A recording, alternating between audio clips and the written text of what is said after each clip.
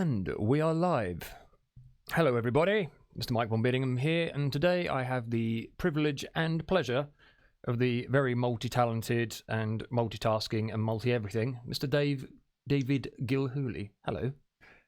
Good evening to you. Good evening, everybody. Oh, check out those low frequencies. It's getting sexy already.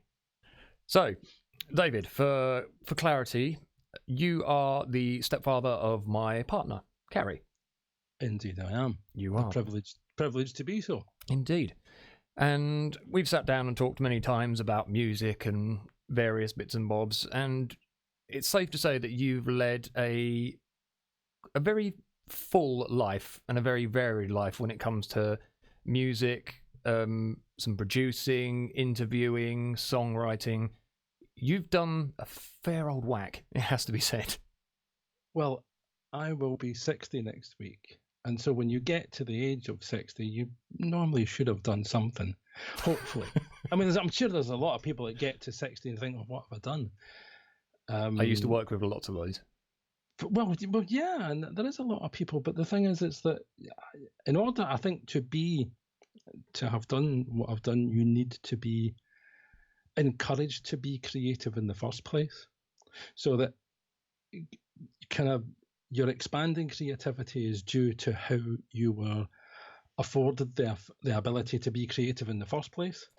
So would you say, were you supported in the early days to be creative, or was creativity, I'm going to say that as a no? Well, see, the thing about that is that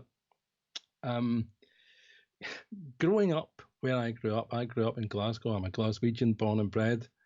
And I kind of see Glasgow through very different lens now that I've not lived there for almost 24 years. Okay. Being creative in Glasgow always meant that if you could do stuff, you were always wheeled out at parties, and you were wheeled out in front of your auntie and your granny to be able to perform and sing and do whatever you do. You had to, as they say, do a turn or a party piece. Right. And my dad was an amateur musician. And I use the word amateur advisedly, because he played in pubs, but he played in pubs the way they were. So you just had to be loud and trying to be some kind of distraction from who was fighting who at the bar. And so you had to have a big personality, pretty much. Well, yeah, exactly. And that's what my dad was. My dad always was the centre of attention, whether he merited it or not. But he was always the centre of attention because he could play the piano and he was loud and what have you, and he didn't mind, and he was, he liked to drink, which is normal for Glaswegians. Yep. So I was brought into the world with that in the home, and you then, I don't know, maybe you acquire through osmosis an ability. But my dad's brother, Joe, was a drummer, a very good drummer too. He was a big Gene Krupa fan, Ed Thigpen, who else would there be? Max Roach. Okay. Serious drummers. Cozy Cole was his big hero, but he then inveigled me into this, and so I was given a drum kit when I was 2.5 for my third Christmas. Is that where the picture comes from? That's where the picture comes from. For those of you who saw that at the start. That was in the Daily Record, and the headline was the Gilhooly sound. And yeah, indeed. So it was my dad, myself, but it was more on me than my dad. I'm sure my dad was really gutted about that. He's probably thinking, what? There was 2-3-year-old trying to inveigle his way into my space. You're well ahead of your time, because the Chinese have only started doing this, like popping out almost embryos with drumsticks all over YouTube. So you were quite ahead of the curve for your time. Yeah, especially in Glasgow, when there was there was always this. There was always a put down in Glasgow. If you ever thought you were anything, they would always say, "Aye, well, I knew his father," which was always, I know where he comes from. Don't worry about it. Right. So I was playing drums very, very early, probably quite badly too. But so that was the environment of which I was brought into, where there was jam sessions in the house. There was always music in the house. My mother hated music, so I can't understand that. How do you hate music? It's just a bizarre thought. It's not like it's just one thing. There's like so Yeah, many, a vast cascade of options that you can play with. well, exactly. But my mother hated them all. Oh, okay then. It's like saying you hate food. Yeah, well, yes, I'm not really very fond of air, but we need to use it. Yeah, it's just ridiculous. What is it they say? You couldn't make it up. No. So that's where this embryonic, I don't know, what would you say, pint size, well, less than pint size, 3-year-old, 2-year-old ended up being part of what that was. And ultimately, I started playing with my dad's wedding band when I was 7 and 8. Wow. So what kind of level, what sort of stuff were you playing? What sort of songs at that era? Oh, that era. So it would have been, a lot of it would have been just boom, boom, boom. It wouldn't have been anything fantastic. But then as you go on into the 60s, you're doing things like, because at weddings in Glasgow, people just wanted to do 2 things: get drunk, three things: get drunk, dance, and fight. In which order? Not necessarily in that order I've given you. Anyhow, as long as you could play a beat and they could dance to it, the world was a fine place. Of course, if you couldn't do those things, the world was a very uncomfortable place. And I've been in those uncomfortable places, and it's just not nice. So we would do things like Daniel Boone's Beautiful Sunday, because the women could do the slosh to that. The slosh? Yeah, the slosh was a great dance. I don't know, my wife Barbara is a great exponent of the slosh, aren't you, Bea?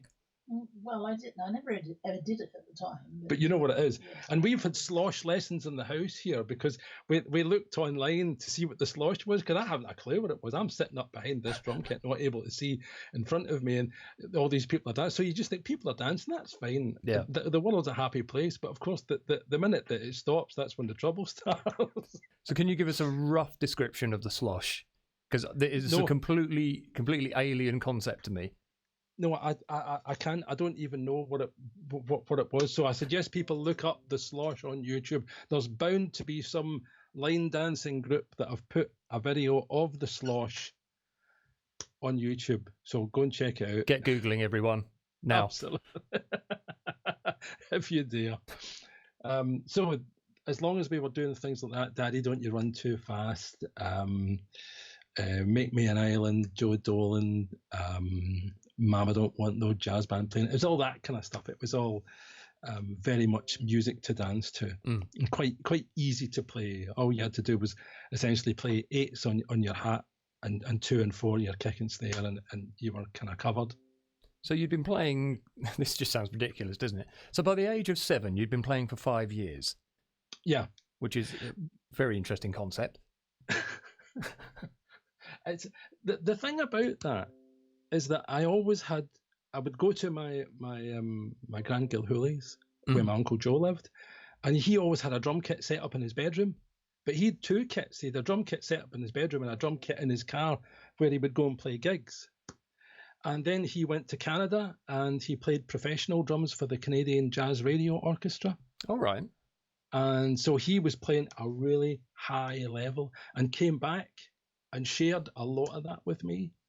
And so that's what got me into essentially playing what would have been then hard bop jazz.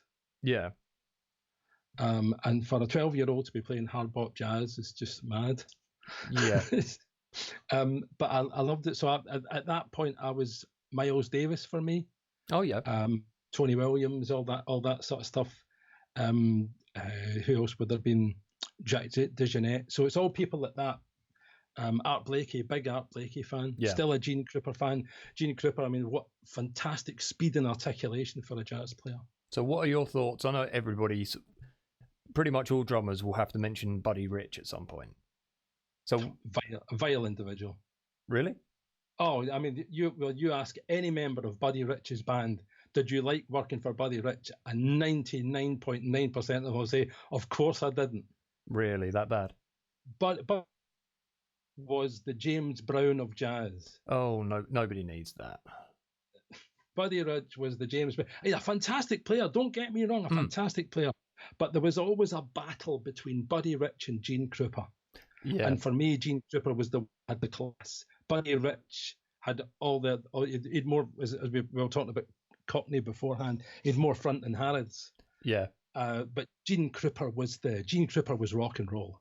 Oh, okay. You know, you can Gene Krupa doing Sing Sing. I mean, just that boom, boom, boom, boom, boom, that, you know, the floor tom and the kick, just fantastic player. Yeah, definitely. I've seen clips of Gene Krupa, and unfortunately, I think later on in his career, after his lavish lifestyle, it kind of taken its toll a fair old bit. Yes, I think so. But Buddy, I'd gone to see Buddy Rich and play in Glasgow, and I thought he was really good. And I thought his band were great, but apparently he's just an absolute sod of hell to work for. Oh, you know, he would just fine his band for just turning up. Oh, lovely. You've done what I told you. You're not getting paid tonight. Yeah, that's right. Yeah. No. As I say, he's the James Brown, because James Brown would do exactly the same. James Brown would fine his band if they were, you know, if he didn't click his fingers and the bass drum went boom. Yeah. The band would be fined for that sort of thing, and Ike Turner's band he would behave the same way. They all have sort of a similar. It's megalomania. Yeah, it's megalomania. It does it in control, and you can see, you know, when people like Ike Turner behave the way he does, that James Brown behaves the way he does, is that, you know, fantastically talented people, but they don't need to behave like that. Everybody respects their talent, but. Do you think being that kind of megalomaniac in a band, will that bring out the best in your musicians? Will that attract the creme de la creme, or is it just a really destructive force, do you think? Well, I think it would be fair to say that in James Brown's band, James Stubblefield, what a player. And I don't know, I think he's just a great player, and I think that people just do anything to keep a gig. Back then they would. And if James Brown's your gig, that's fair enough, you can cope with that, but there's a lot of people that wouldn't cope with that, you know, like sensitive keyboard players, you imagine. I feel under pressure here. I feel as if I've been bullied. Don't be ridiculous. Just get on with what I tell you, and don't think about what I tell you. Just do it. Yeah. And some people. I'll do the thinking for you. You just play. That's right. You just do the playing out. You know, and I think bands need to run best by consensus. I think, was it Ronnie James Dio said, a band has to be a democracy with a leader. Otherwise, you become a I don't know, what do you think band, and those bands don't get anywhere. Well, if you look at your era band, if you like, I think you take someone like Richie Blackmore. Yeah. Richie Blackmore, the reason why Deep Purple had so many splits and fissures within that band, is it something that 4 different incarnations of that band, if I'm not much mistaken? Probably, if not more. Yeah. You think of that and you think, well, why has that happened? And it happens, A, because of a power broker situation, B, money, C, drugs and alcohol, and D, music. So whenever anybody says, oh, we're separating from musical differences, it's probably C, all A to C, first of all. Yeah, we're separating because of musical differences, and we hate each other to the point of where someone will die if we don't go our separate ways. Yeah, I see Pink Floyd were the same with Roger Waters and Dave Gilmour. Well, it kind of shows, doesn't it, in the sort of the long stretch in the test of time, that the fact that all the rest of Floyd, you can generally spot who was the troublemaker in the band by the fact that the rest of the band seem to reform and carry on, and that one person's off doing their own version. I think so. You know, so Richie Blackmore does stuff with his wife now. Is it called Blackmore's Night? Blackmore's Night, yeah. I was never a big fan of Richie Blackmore's playing, just not for me. But I did like Rainbow. Yeah, I'm a big Rainbow fan. I mean, the first album, Rainbow Rising, I just thought was a fantastic record. Cozy Powell on drums.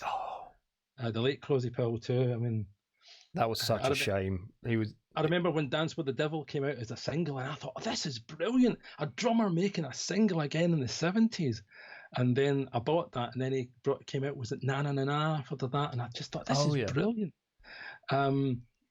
And so, you know, those kind of things, it was great to see your instrument being front and centre of the whole situation. There was one of the things about Cozy Powell that I used to love, and especially you don't see as much these days, because obviously back then you didn't have drum triggers, you didn't have all that kind of thing. And when you listen to Cozy Powell's like double bass drumming, it was just so solid and powerful. And you just don't get that anymore. You just get everyone's got. I'm just as bad. I've got like the limpest feet known to mankind. I've got like fairies' legs.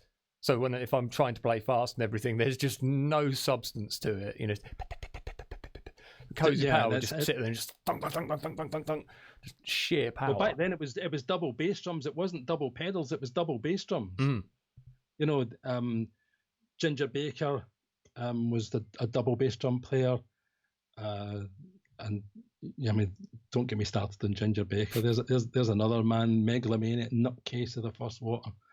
Did you watch the documentary? Yeah, where he assaulted the interviewer. I mean, just what a repugnant man. He wasn't the nicest fella in the world, was he? Well, you know, someone said to me, "What do you think of Ginger Baker's drum sounds?" I said, "It sounds like cardboard boxes falling downstairs." Because I just don't think it had any sound about it at all, really. Do you ever listen to Carmine Apiece? Oh, top man, played with Rod Stewart. Yeah, we did I did some tour work with him. I'm loath to say that, but because I have no time for that individual. But I got to see him. Was it been 1978, 1980, and he had Carmine Apiece in his band. Of course, he played with Vanilla Fudge back in the day. And who was the band he played with afterwards? They did songs like Parchment Farm, Cactus. That was it. Don't know. You should check it. It's really, really good. It's kind of a southern rocky sound, but with some sort of real nice polyrhythmic stuff. Really good. See, there's so much of that on the internet now too, isn't there? This, drumming. I sometimes watch drumming, but I sometimes think that people are disappearing up their henning. It's been doing that since prog, though, hasn't it? Yeah, I've my type of drumming. I'm a songwriter's drummer. I drum for the song, and nothing else is important for me. That's the most important thing, is that you work with what you work with. So I don't play fancy. I don't play big. I'm very much a utility drummer, but like a washing machine. That's the utility equipment, isn't it? But no, that is a perfect segue.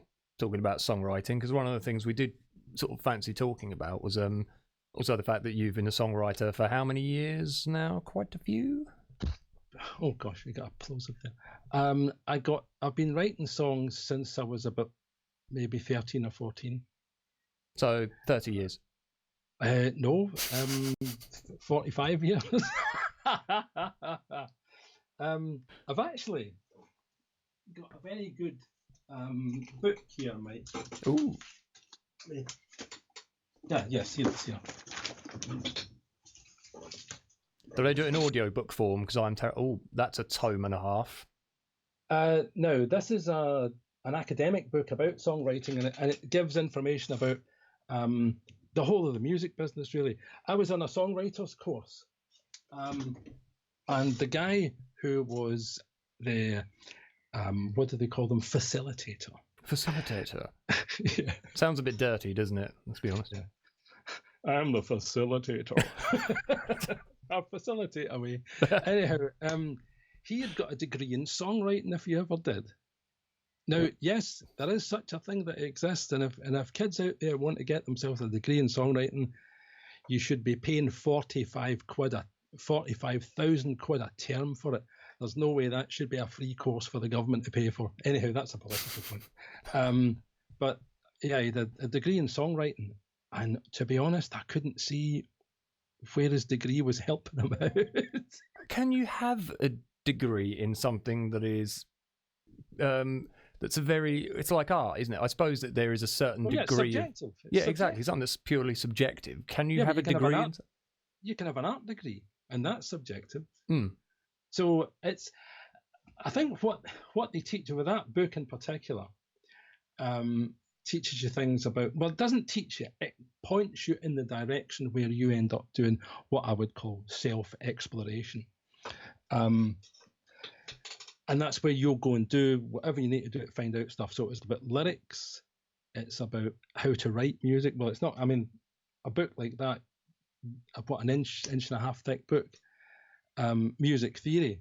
So there's no way that book tells you about music theory. No. So it presupposes that you have information in the first place. But I think I bought that book because he had that book, and I thought that might be quite interesting, so I bought it. And it's marginally interesting, but it tells me a lot of things that I knew.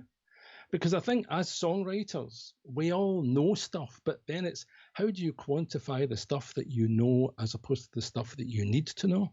Okay.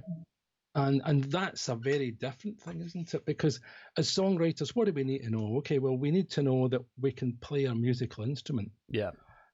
Now, I encountered people who could barely do that. And they said to me, well, and we got talking about this, and I said, well, do you know about things like 145, 251, all that? The guys go, no. I said, to me, those are building blocks of the things that you need to know. Do you have to know sort of the technicality of it though, or can it just be more of a natural felt kind of thing? Because I mean, for example, you've got people who will naturally feel a verse is long enough, there should be a chorus here, but they don't necessarily know the numbers of how the structures should be written. So Lennon McCartney were like that. They didn't know. Yeah. I mean, I was talking to a friend of mine about this the other day there, and Paul McCartney and John Lennon travelled half an hour on a bus to meet a guy who knew how to play B minor. Now, that is the difference between what happens now. I don't know how to play B minor. Look on YouTube. Oh, yeah. How do you play B minor? On the keyboard or on the harp or on the trumpet or whatever. And so you can find it all out now. So there's no journey anymore. It's not as much of an adventure, is it? And so, therefore, as information has become so available, it has become so ephemeral, it's throwaway now. Yeah. You don't need to know it. So Paul McCartney and John Lennon would never forget that because they had to go maybe 20 miles on a bus to find out. Now, I think that is much more important than just picking up a book and reading that. Well, yeah, I suppose because then you get the experience of going along. I remember it's sort of, I suppose, down a similar vein, but it's a case of working with what you have. And I remember like when we used to make little recordings at home and things like that, we didn't have the studio equipment. So what we used to do is use an old hi-fi, use the tape dubbing thing and add a microphone into it. And when you dubbed over to the other one, it would then lay an extra track on top. And you learn. Or you use two cassette machines. Yeah. So we used to just flip them between the other while adding a vocal track in. But by doing that, you explore it so much more deeply. And yeah, I think you learn more working within a smaller set of parameters. Yeah, I suppose you explore it more rather than just being it's about having no choice. Yeah. As opposed to what we've got nowadays is endless choice. And on the back of that endless choice, I hear so much endless rubbish. I think hasn't there been, even back in the days of like the 50s and 60s, there was a lot of rubbish back then too. So many bands just had the same little jingles. You had obviously there were good bands who pushed the envelope and broke some boundaries, but a lot of it was that sort of jingy jingy jingy jingy jingy jingy jing happy happy happy happy type of thing. I think that if you go through the 50s, because that's kind of prior to me, but of course I know about that. This was about the singer. Because guitars were not considered musical instruments. They weren't taught in school. Oh, okay. It was piano and it was classical. So guitars, when Elvis Presley went on the Ed Sullivan Show in 1956, they only were allowed to film him from the chest up, because they thought that his gyrating of his hips would cause mass disturbance within the teenage population. And it did. It? Yes, it absolutely did. But the thing about that was that he then made that popularized. So when he played the guitar, when he was showing me the guitar, that changed the world for a lot of people. Lonnie Donegan here in Britain was the same, with a skiffle explosion before rock and roll, really. So you're going, and that's the other thing that interests me about this whole thing, is how we come out of the Second World War, 1945, 1946, and there's kids that were born, let's say 46, they were 10 and 56, they were 15 or 16 or thereabouts in 1960. They're the first generation that have a disposable income of their own to spend on the things that they wanted. And this is when we get older people who fought the war. We fought the war for people like you, and look at the respect we're getting. And this is only because people were wanting to be different from their parents. Yeah. From 1935 to 1945 or 1950, a guy that was born then would end up looking exactly the same as his dad, and wearing the same clothes and having the same beliefs and the same understanding of society as his dad. But when you get a kid that's born in 1960 and in 1975 is 15, they think very differently from their parents. And the level of kind of the social freedoms and all of that is so different from, and then of course it moves on till now.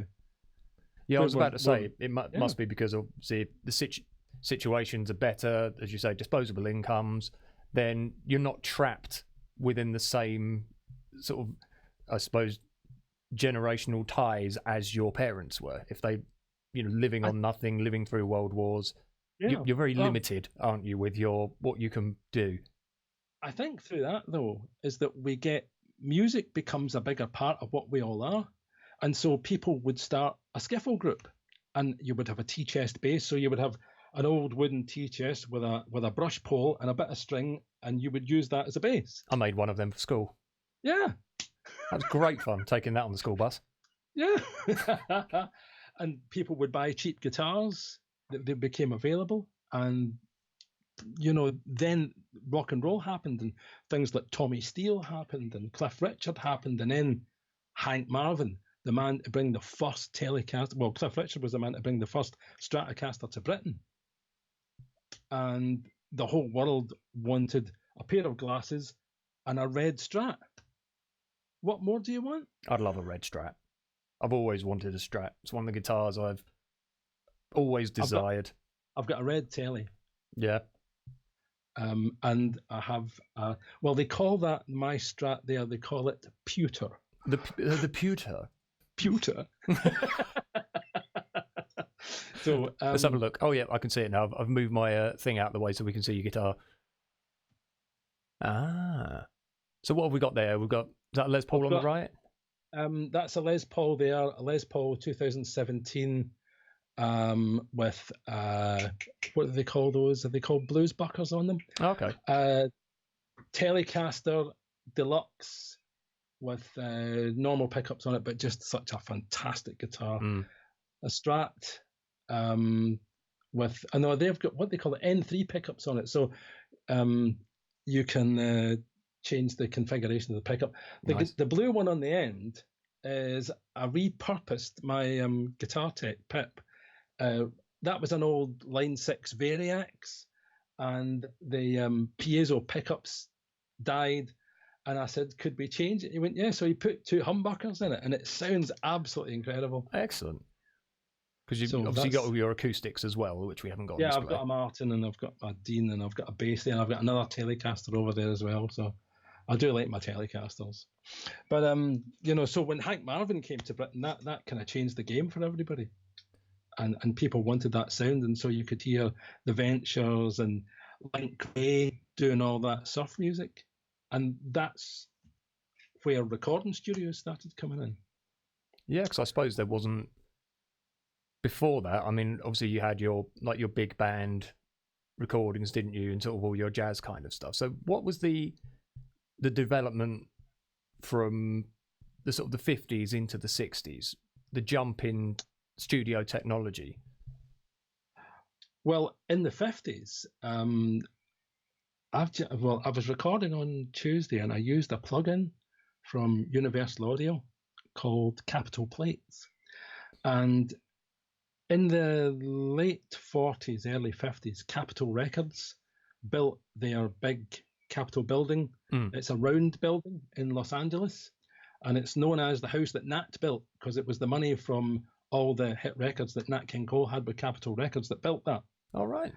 And when they were building it, under the car park, they built caverns big caves, and they used those caves as reverbs. Oh wow. They put a speaker down in the cave, and they put a microphone down in the cave, and you could feed it in from the desks up in the studios. Oh, that's fantastic. And so I've got a plug-in now that does it. It's called Capital Plates. And it just sounds so sweet, a beautiful reverb.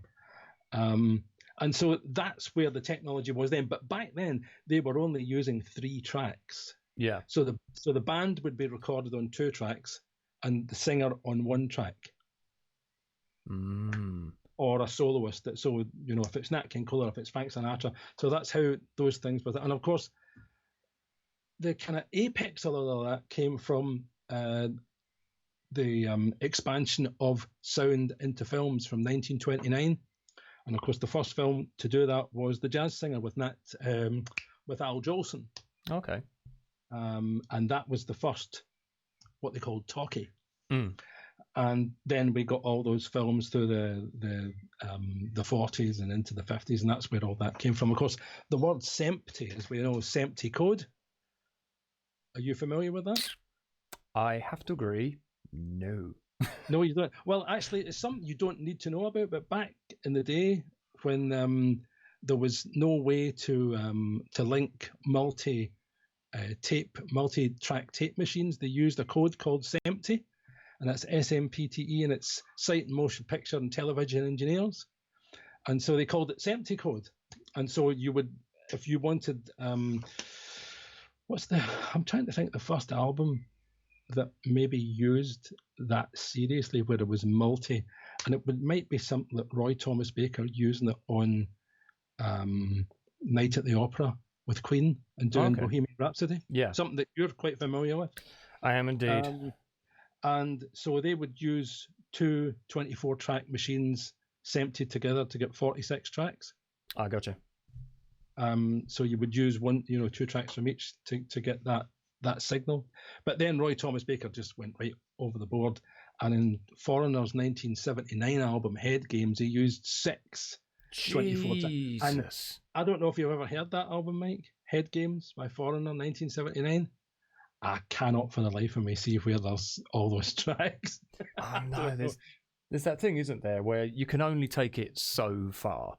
Yeah, I think it's sort of thing your mum said was, this has got out of hand now. Yeah. This is out of hand. I think an intervention is needed now. Yes, I think his mum should have come on and slapped his legs for that. Now, come on, Roy, this is just ridiculous. Now, pack it in.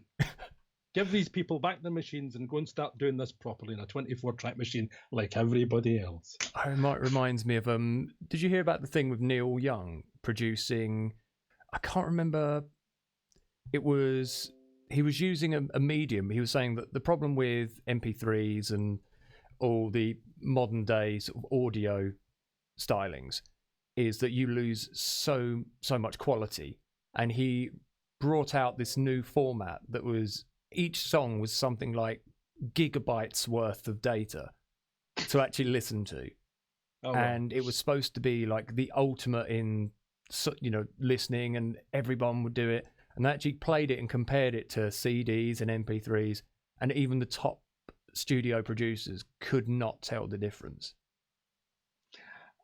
Because a lot of these frequencies that it was still including, human beings can't really hear. So yeah, the dog's thinking, that's brilliant. Yeah, the dog, that has a clarity that I haven't heard in years. Oh, I mean, the dog's saying, I can hear his feet on the carpet. It's brilliant. Nah, it's see that's what I mean by this disappearance act. Oh, by the way, we've had a couple of comments. Dave Ham said, "Hiya, mate. This is brilliant. I believe you have a fan." Oh, thank you, Dave. No relation to Pete Ham of Badfinger. Let us know, Dave. The Harry Nilsson song "Without You." How that would be quite interesting if it was. It would indeed, yeah. Because Pete Ham was he was a fantastic songwriter. They'd written that because they were brought from Wales, Badfinger, and they were signed to Apple by Paul McCartney. Oh, really? Yeah, and but bad management, bad decisions, unfortunately, led to a couple of suicides in the band, and the band ultimately splitting up. But they toured relentlessly for about 4 or 5 years across America and ended up with 17 pence each. It's just, I mean, that's what I mean. What we were saying about, people losing sight of reality. Here's lads working hard, doing what they want to do, thinking that they're doing the right thing, and you've got some opportunist taking it off from them. I just think that's just heinous. How long do you think? Because I was chatting when I was doing my interview with Chris Chittix the other week, and he was talking about when sort of music became more of an actual industry, and an industry that was taking advantage of people, especially young musicians who they hear about the glitz and the glamour. They don't take into account the management they'll need, whether they're being ripped off left, right, and centre. When do you think the music industry changed into that machine? Well, we mentioned people like Tommy Steele.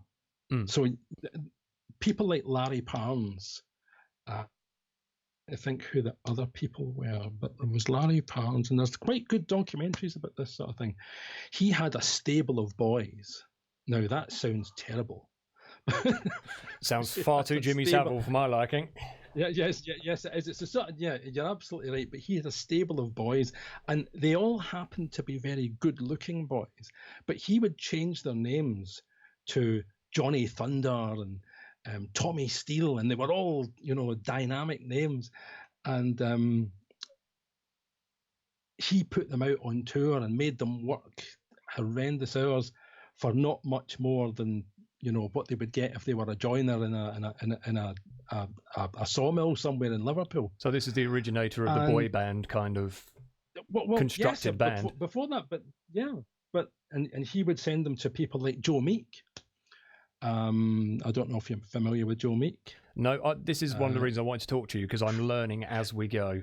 Little bits I can associate with. Joe Meek was a record producer, entrepreneur.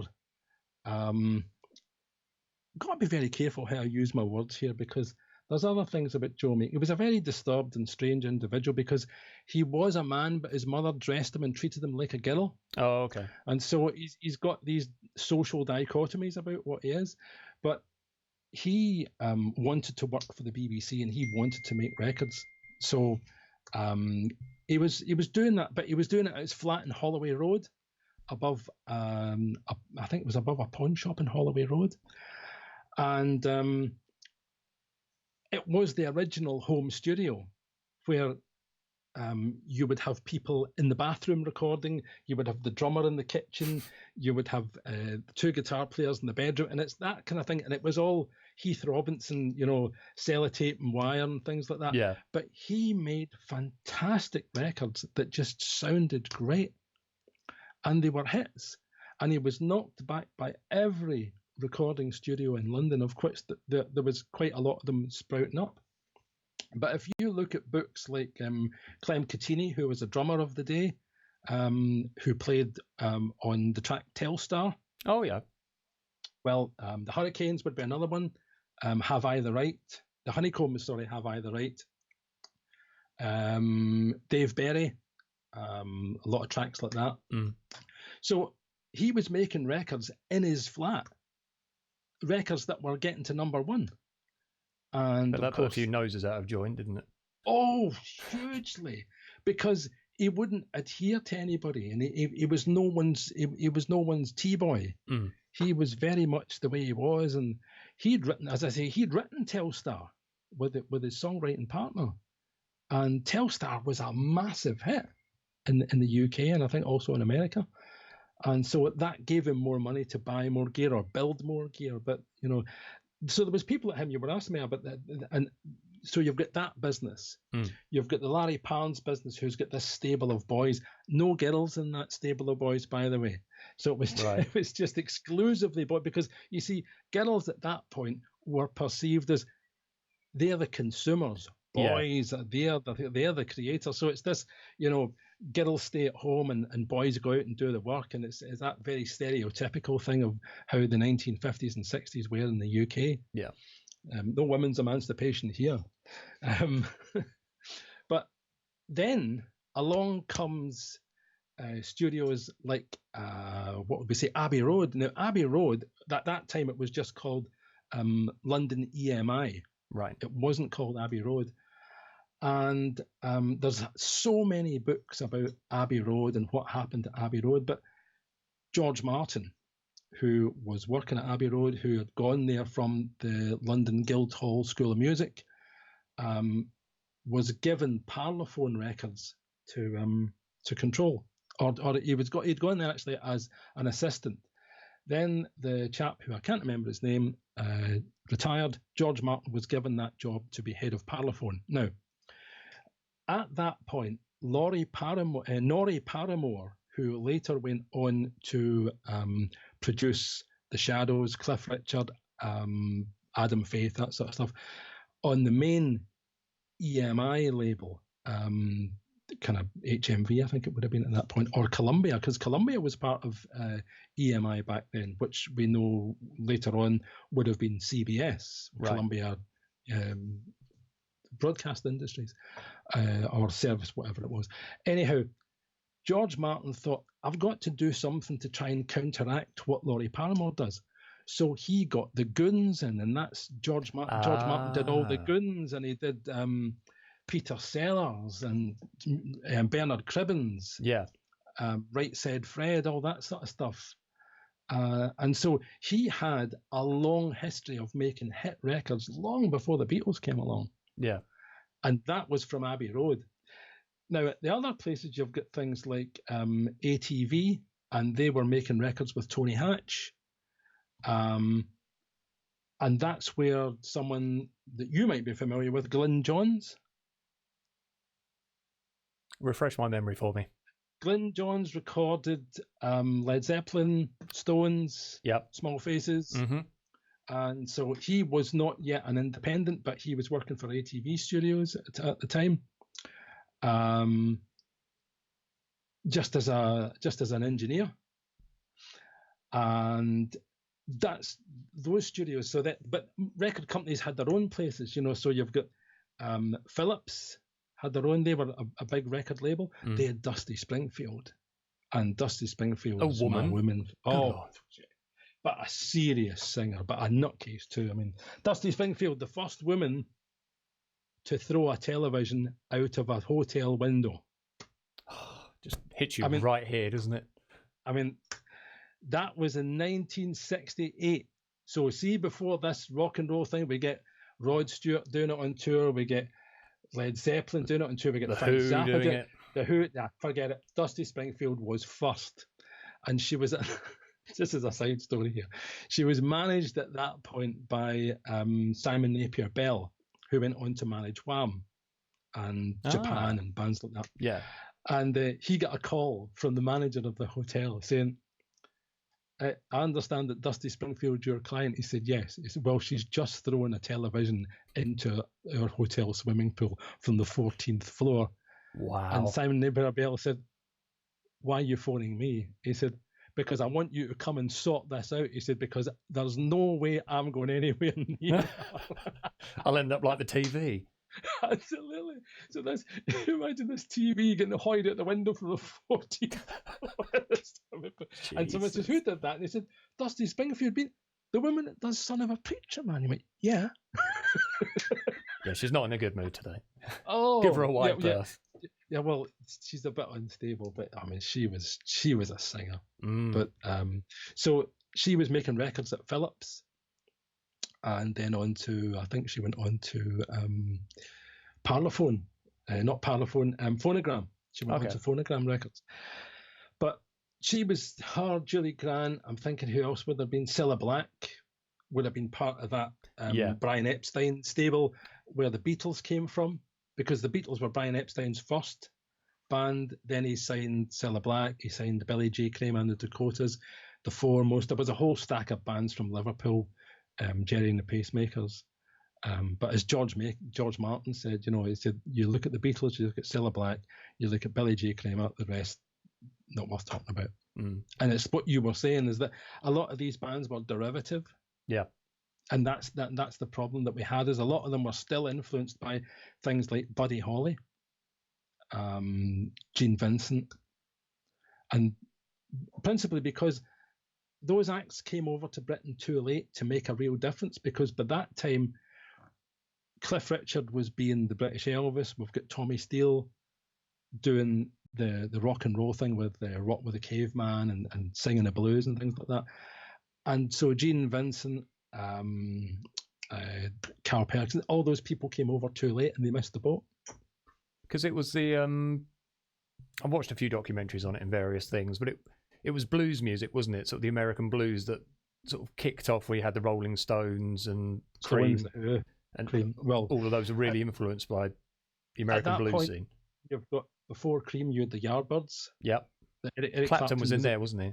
In the Yardbirds. Yeah. Well, the Yardbirds actually, and this is the strange thing about that, is that the Yardbirds had Clapton, Page, and Beck. Oh, I was just about to say Jeff Beck was in there, wasn't he? Jeff Beck was in there, and all of those guys came from about 15 miles radius of one another. It's astonishing. Oh, that's just like Braintree and Colchester. Everyone's like, we need another guitarist. All right, I'll give so and so a ring. Yeah, and so they all had that thing. It was all round about that Surrey, and then you've got you've 3 world-class guitar icons. So from those 3 that we've mentioned there, who's the one that you would veer towards? I'm asking you a question. What, out of Page, Clapton, or Beck? Beck and Clapton. I would say technically Beck. It depends what they're playing, though. Like, I love Clapton's playing. Jimmy Page, I think, is great until he tries to play fast, and it just sounds like he's falling down the stairs and happens to hit the right note at the end. But then he was more inventive. So I would probably say, oh god, it's a really tough decision actually. There's just, I'd probably say to me Beck is the most interesting.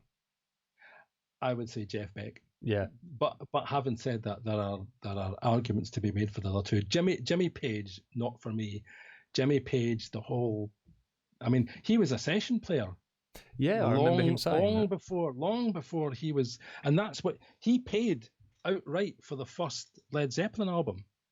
Wow! And so he's got all that. He had the money to be able to front up that, to pay for the studio, to pay for the musicians, all of that. So all of that's Jimmy Page's. There was no, and he licensed that to Atlantic Records. Wow, that's the way to do it. Oh, I mean, well, the other guy I was going to mention to you too about this. How did we get talking about this? Just the same as we always get talking about things. We just go one to another. A natural progression. Is a guy called Andrew Loog Oldham who did the Stones. He did who else? I think the Small Faces, and he bought the Small Faces for 75 grand from what's Ozzy Osbourne's missus, Sharon Osbourne. Yeah, her dad was Don Arden. And he had but Don Arden was just he had bands like the ELO and all the Birmingham bands, Wizard, ELO. Who else am I thinking of? The Move, the Jeff Lynne's Idle Race. He had all those Birmingham bands. Yeah. And but he had the Small Faces and didn't know what to do with the Small Faces, so he sold them. Goods and chattels. I'll sell you these 4 guys with all their music, all their musical talent, and you can just do what you like. And by the way, I want the money in a brown paper bag and used fivers. And apparently that was one of his conditions. Sounds like the Small Faces were just like a dodgy car deal, weren't they? Yeah, I've got this old banger on the court. Just give us a couple of quid for it. Yeah, it's like Arthur Daly managing the Small Faces. We've just had we've had Chris Chittick saying hello. Oh, Dave Ham said no. My Uncle Pete did get lots of drinks bought for him on that, so it has its merits. Oh, absolutely. Well, you could dine out on that. There's lots of things that you can dine out on that. Absolutely.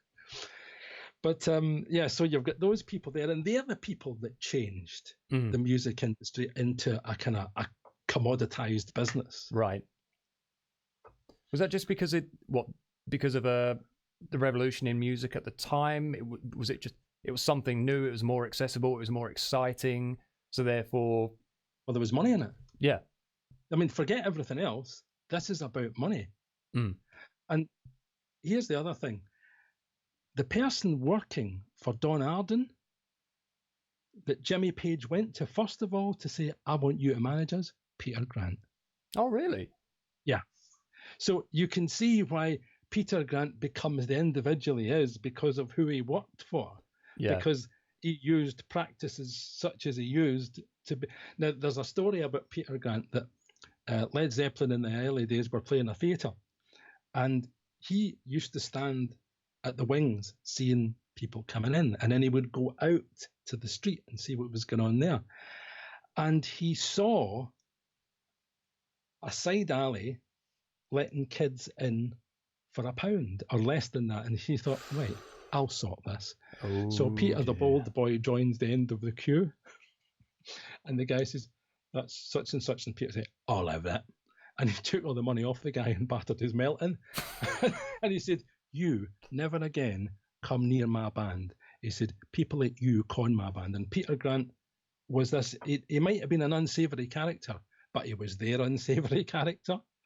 And there's many legends about him, isn't there? Oh, that's how, as you say, they get the reputation. And Peter Grant was uncompromising. But see, if he was on your side, he was on your side. And, you know, and he never, ever had a contract with Led Zeppelin. Really? Never. He said, my word is my bond, and that's what I do. He said, in the minute I break that, he said, I'll leave. Wow. And so, you know, people can say a lot of things about what they think about Peter Grant, but Peter Grant was, to the people who he worked for, very honest and upfront, and they knew what they were getting. Well, for some reason, we've got a problem with your camera. It's going. Can you just drop your camera and bring it back in again for me? See if it sorts it out. Yeah, we've got a bit of a delay there. A little bit of lag. Don't worry. Oh, that looks more promising. There we go. Yeah, so that's the Peter Grant, and that's commoditization, as I say, of music and selling music. Because don't forget, now I'll give you a little kind of statistic here. In 1991, when All That I Do for You by Bryan Adams was #1 for 4 months, it was said, and I don't have any figures to back this up, I'd just spoken to someone about this, and they said that the sales of that were equivalent to number 16 for 1 week in 1971. Really? So it just shows you how many people were buying records back then through the 50s and 60s. Because don't forget as well what I was saying earlier, this is about a disposable income. Yeah. Once you paid your mum for your digs, and you had your bus fare to work every day, it's record the rest time. was yours. Yeah. And so people were buying records all the time. God, it's crazy, isn't it, when you think? I've just realised what you say, 4 months of Bryan Adams. That's kind of like a musical COVID and lockdown. Yeah, I think we all hated that even before it was #1. I don't know. I have a soft spot for that. I love that film. So. Well, Nottingham. Yeah. Where is the maid, Marion? I like Bryan Adams, but no, I think my liking of Bryan Adams goes back to something like Reckless, which was produced by Bob Clearmountain, which I just thought was a great record. Yeah, very good, that stuff.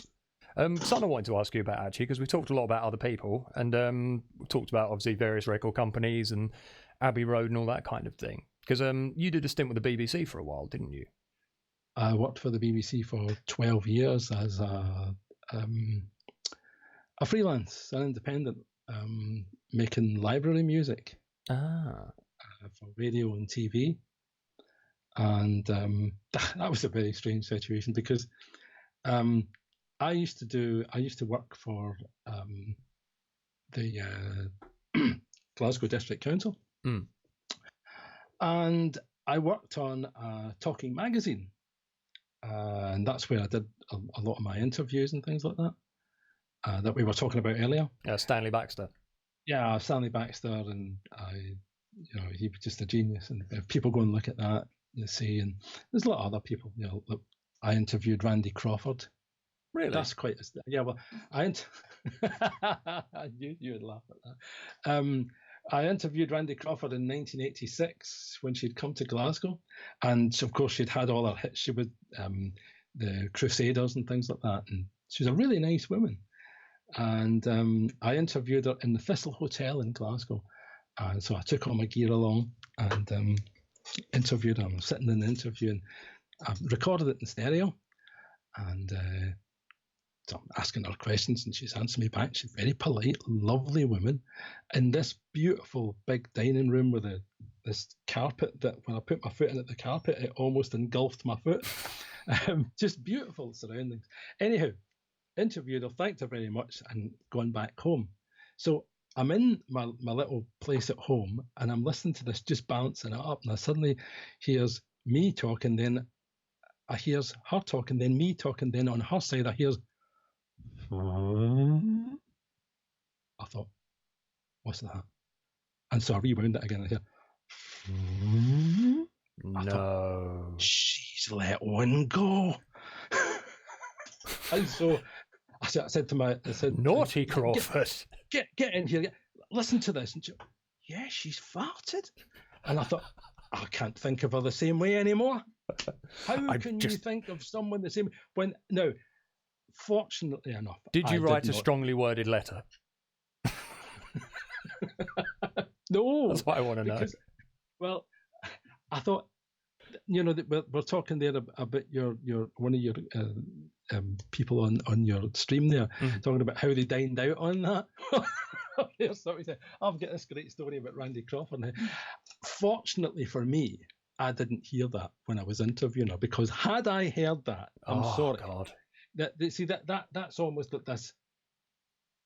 Sorry, Randy, but we're just not having that. I'm going to have to rewind that and take that again. Is that okay? Or will I just send it to the Daily Record? Yeah. But can you imagine just sitting there, just all of a sudden. Oh, Randy. Oi. Your Brussels sprouts in Glasgow doing a trick for you, dear. What crawled up your arse and died today? My dad used to have an expression, take them off, we'll have a shite them hen. But no, unfortunately I didn't hear that, and so I managed to keep all my composure, but when I got back home, and I said, unbelievable, that's a story. How do you carry on after that? You've peaked when you've got... Well, see, it's a story she would never tell on Parkinson. She would never, if what's his face on a Friday night there? Piers Morgan ever interviewed you? I remember the time I farted in an interview in Glasgow with this guy. I didn't even know his name. And she said, I was so mortified. Anyhow, I interviewed her and a whole stack of other people, Graham Goldman at NCC and Status Quo and things like that. And Status Quo were brilliant. Yeah. Interviewed Alan Lancaster, Nuff. And I interviewed him, and he said, what are you doing now? I said, well, I'm just going to go back to the office. He went, phone them up, come with me. He said, we are sound checking. He said, I want you to come along. So we all climbed. I had my friend with me, and so we got into the limo and driven up to the Apollo in Glasgow and watched them sound check. And they were cool. all just great guys. Awesome. I mean, just our Status Quo, I just thought were a fantastic band. And especially when they played the Glasgow Apollo. They've got a live album from 1976 called Status Quo Live. And they're introduced by Jackie Linton of the Pirates. All right. And he was just, you must listen to the start of that, because he's getting the crowd going and going and going. And the number one rock and roll band in the land. And he was fine. Will you welcome the magnificent Status Quo? He's giving it, it's just brilliant. And then they come on and start with Junior's Wailing. Right. But listen to that. But that's from Glasgow. The whole album's from Glasgow. And I was at all 3 nights. Oh, because that's the sort of stupid thing that you could do back then, because I think my ticket was about £1.25. Yeah. So, I'm missing the clap there. They're all clapping. So,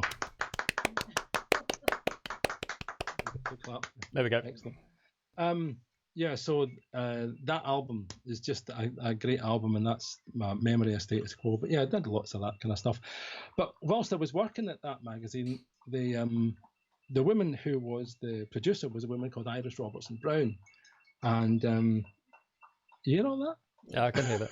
We don't get it round here because we're out in the middle of nowhere. Well, yeah, you're very isolated. But she said, would you let me take, because my friend and I were looking for a publishing deal, because everybody back then was looking for a publishing deal. And so we gave her a tape of, I think it might have been 3 songs, and it got to a guy called Philip Differ. And Philip Differ started to run the, what was he running? The BBC comedy unit in Glasgow. Okay. For BBC Scotland. And then he changed his job, and it was given to a guy called Keith Luxham. And this was like maybe 7 or 8 months. And then we got a call at work one day saying, Keith Luxham from the BBC, can we meet? I've listened to your demo, I really like it. And wow. I thought, right, that's fair enough.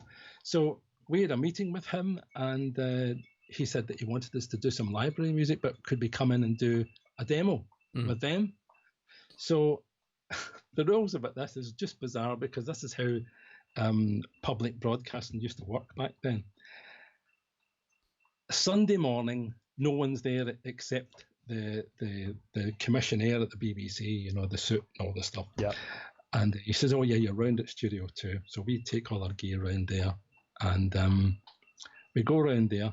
The engineers do not start rigging up. So you've got from 10 o'clock to 6 o'clock with an hour's break for lunch.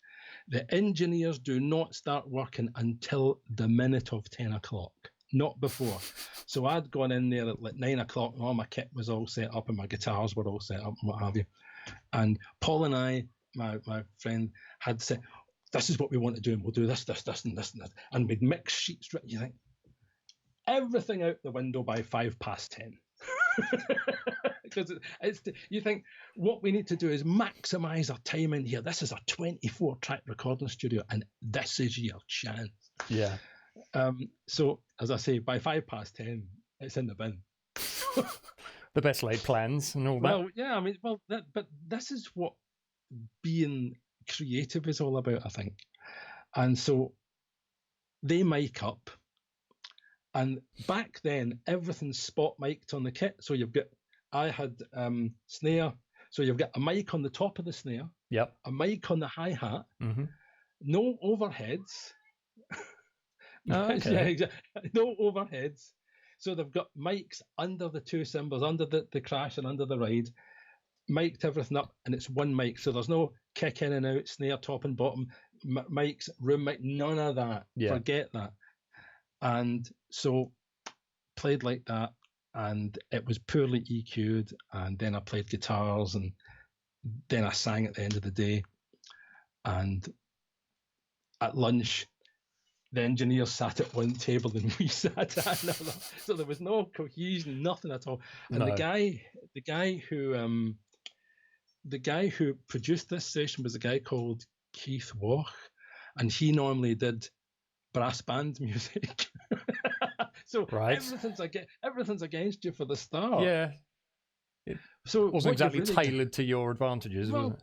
No, but this is what it's all about. So anyhow, Paul and I leave there, and we 3 songs. I don't know where those demos are now. I haven't a clue where they are. Someone might have them, so I might end up getting bribery or something like that.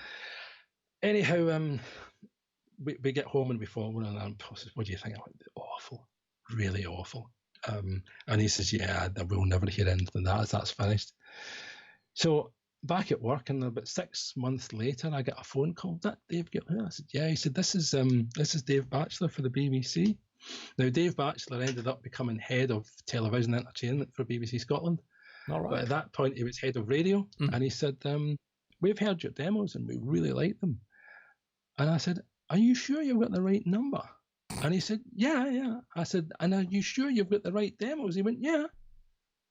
He said, we've actually sold the demos to the tracks to Dave Gelly's Nightbirds on Radio 2. And I said, you've done what? And he said, yeah. He said, they really loved them. I went, are you you having a laugh? And he said, no, no, no. He said, I'm being absolutely serious. He said, this is absolutely gen up. I said,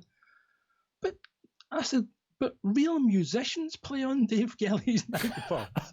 You know, it was all jazz players. It was like Mike Stern and Larry Carlton and people I had huge respect for. He said, no, no, no. He said, everybody loves it. I went, this is bizarre. He said, I want to set up a meeting with you and your partner. And I said, yeah, that's fine. He said, I want you to do backing beds for us. He said, have you done backing beds before? I went, oh yeah. all the time. Just so what else do you say at that point? So yeah. I phoned Paul and I said, we've got a meeting with Dave Batchelor. I said, if we're going to be doing backing beds. He said, how do you know? I said, well, I asked him what it was all about, and he said, have I done backing beds before? And I just said, yeah. He went, but we haven't. I said, it's just songs without vocals. Yeah. and we had this meeting, and that's what he said. He said, yeah, come in. He said, we'll give you the studio you want. He said, you can have he said, I understand you've got a relationship with one of the engineers here. He said, so you can have him anytime you want.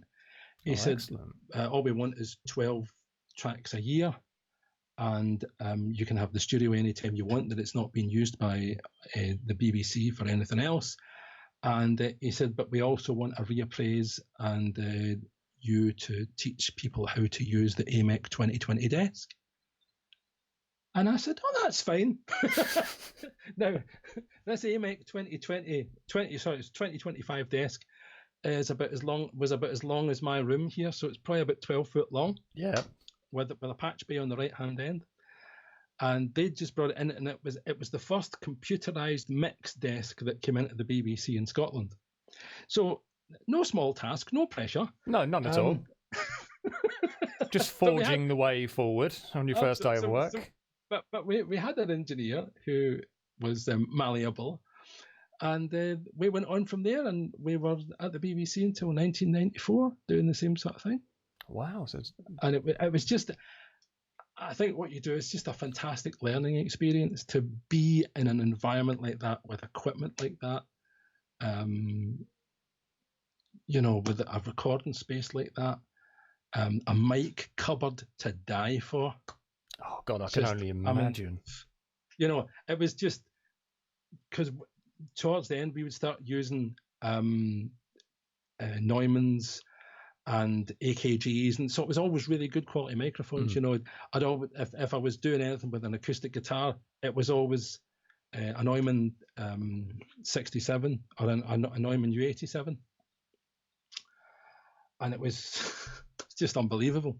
Sounds like a proper sort of kid in the candy store scenario. Oh, I mean, yeah. Well, someone said to me, well, would you never think of taking a microphone? I went, why? I've got access to them whenever I want them. Yeah. And of course, all of that came from the first Porta studio. All right. Because we bought Porta Studios in 1981. TIAC had invented the Porta Studio, I suppose, which was the first 4-track cassette machine with Dolby B, with a little 4-channel mixer that sounded like a rainstorm. And I remember. But back then you could record on 3 3/4 speed, so it was double tape speed, because normally cassette tape travels at 1 7/8 inches a second. Right. But you could record 3 3/4, and you've got 4 tracks. And if the Beatles could record Sgt. Pepper on 4 tracks, what's our problem? Very true. You've just got to organize yourself and have a strategy. And so we just took that. So we still recorded at home and had written at home on 4 tracks, brought it into the BBC, put the demo that we had on tracks 21 to 24, and started taking from what we needed. So how quickly did you sort of pick up? Because obviously, like, something of that size is a daunting task. Or were you quite comfortable with sitting down at a desk of that magnitude? It's not a problem, because if you think about a mixed desk, all it is 1 track repeated 25 times or 32 times or 64 times.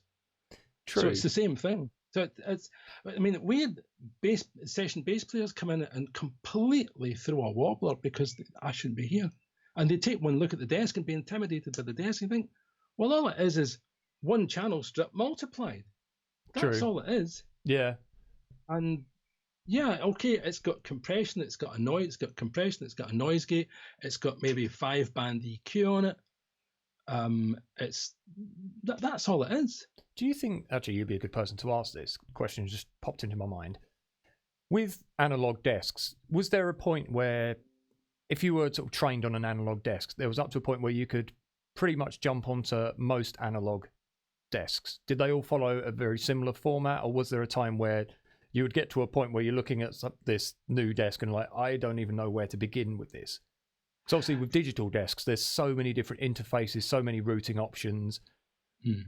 So I think with analog, it's more about the routing than anything else and how the patch bay works. But essentially, digital desks, it's just how much you can, with analog desks, it's with how much you could push the valves. Yeah. Because, see, this is what we've got back to now. We've got back to people want analog warmth. Well, what it is just harmonic distortion. Yeah.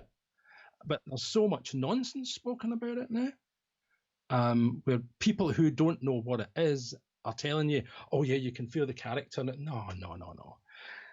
Who was it? I was watching an interview with Larry Carlton, who's one of my favourite jazz guitar players, and he said, see, when it comes to playing guitar, it's nothing to do with the pickups, it's nothing to do with it, it's all in the hands. In the fingers, yeah.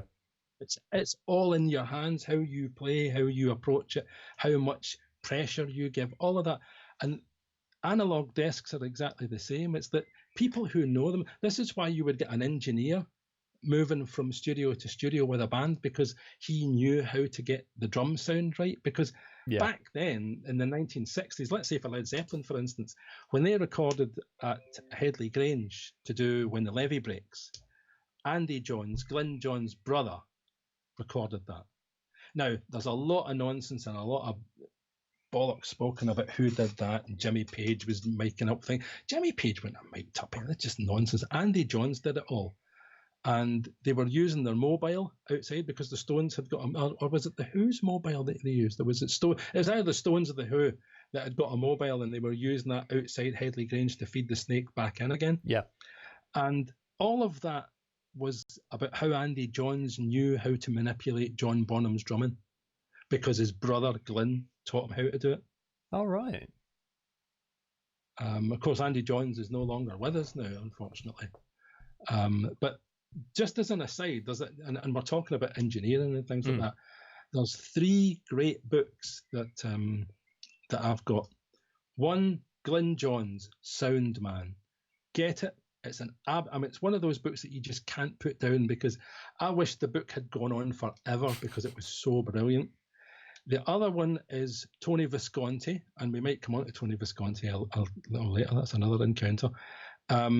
Called Bowie and the Brooklyn Boy, and he did David Bowie, he did Mark Bolan and T-Rex, he did Mary Hopkins, he did David Bowie's last album, and a whole lot of stuff in between.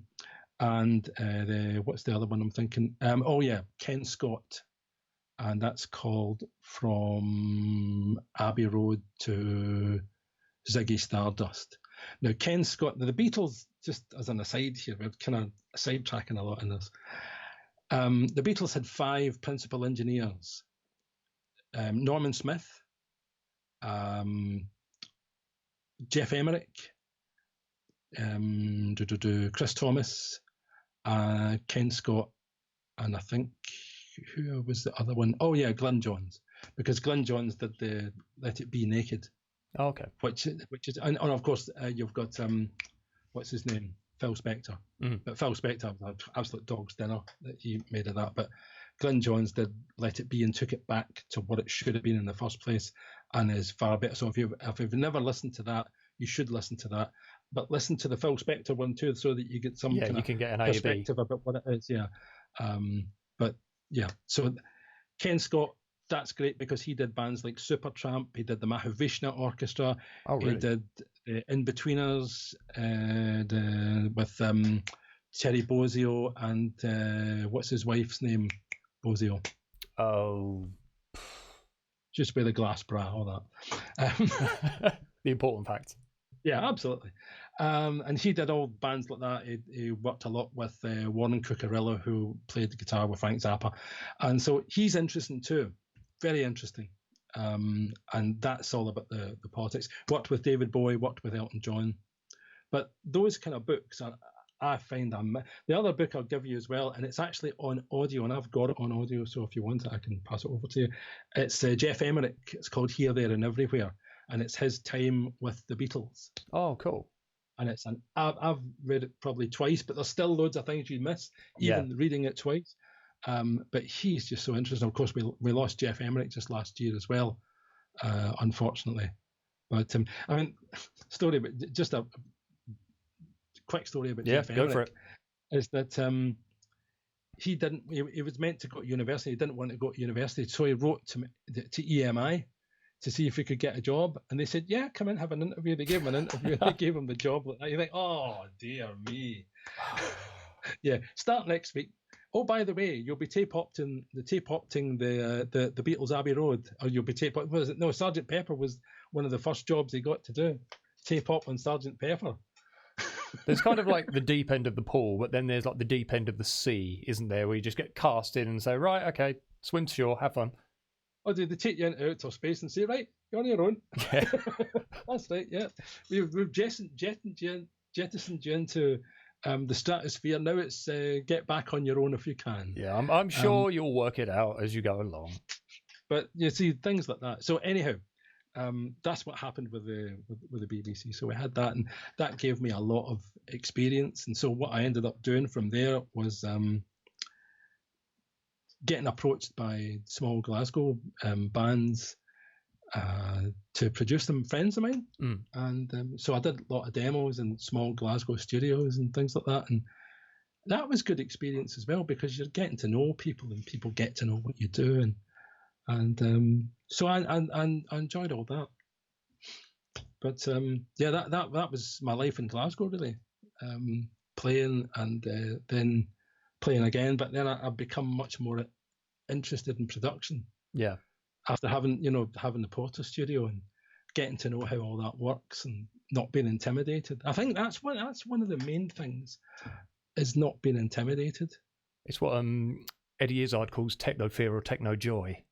Yeah, I think so. You see, I always I'm quite relentless. I'll keep going until I get it right. Yeah. And even if I can't get it right that day, it'll go back and I'll do it again. It's that persistence, isn't it? But there's a hunger for it, isn't there? There's that certain drive that comes with that, and it's, I don't know, do you think it's not wanting to be defeated by what you're trying to sort of do, or is it just a sheer enjoyment of learning new things and finding ways around things? I think that, well, for me, it's about getting it right. And knowing if it's right, it's right. I've just finished recording my homage to Jackson Browne. I'm a huge Jackson Browne fan, and I think he's one of the greatest songwriters in the world, really, because it's easy to write songs about despair, but it's harder to write songs about despair that people really can empathise with. Yeah. And songs that matter to other people. I suppose true life stories, isn't it? That's the thing you're talking about. Well, yeah, but it's actually been, this is going back to this thing about songwriting and why do you do what you do? And through doing that album, I liked Jackson Browne before, really liked him, but I like him even more now because I know how the whole thing works. Yeah. Because you've got to go in and, I was not a piano player. I don't think I'm still not really a piano player at all, but I've been able to play the piano in this project to a standard that I'm very happy with. So for me, that's different. Drums was never an issue. Guitar was never an issue. Piano was the thing I was terrified about. Yeah. Because I knew that I didn't have the chops. But I also knew that to get someone in who had the chops would be cheating. Yeah, if it's a labour of love, you really feel that you want to have earned it, don't you? Yeah, well, I think so. So, and it's not just about doing it myself, and but it's just about getting to know these pieces. And so, I'm not inside his head now, but I can understand the songs much better now. And I think even when you're in your bedroom that you were doing sound on sound, and I was doing sound on sound back then as well, and then you got a Porta studio, and the Porta studio, this was like the new world. Yeah. This was like discovering America, and you could do this, and it was just fantastic. And then you've got this palette in front of you. Then it's down to you. This is when creativity really rears its ugly head, and you think, I could write songs. And I'd been writing songs, but not recording them. I think the first time I was in a recording studio was 14. Right. And I'd gone in with a band, and I think we'd done a couple of covers. But you get the bug. So at 14, I'm thinking, I really like this, and I love the smell of this, and I love the smell of the gear, and the whole thing of microphones and recording studios, and I found it quite romantic. Oh. Yeah, it was, because don't forget, see, you were born in what, 1980? Yes. So by the time you're doing what I was doing, it's 2000. Yeah, that's true. Or 1995. And by 1995, I'd been recording digitally for 5 years on a thing called an audiophile. The BBC bought this thing called an audiophile, which cost £1 million, and they said, could you use this? Let me put my protective gloves on, and I don't know what it is. Yeah. So we just got, I mean, my friend Paul and I, we just got our first Windows computer, and they're asking us, how do you use this thing? It cost £1 million. Jesus Christ. So it's just that, it's another world. And at that point, I distinctly remember standing in a corridor with Paul at the BBC when we got moved to a different studio, and this studio had an SSL 4000 series in it. And Paul says, I hate this desk. And I went, why? Its upper mids are crap. And you think, they're making hit records on this thing, are you joking? I don't think the desk is going to be too intimidated by that, don't worry. I thought so, but it was just so funny to hear you say, I hate this desk because its upper mids are crap. It's like, all that time, I remember 1985, we were always reading International Musician or magazines like that, and they always had the music fest in Germany. And someone, I think it was Yamaha, that announced a 99-second reverb machine. And I remember Paul and I going, oh, that's brilliant.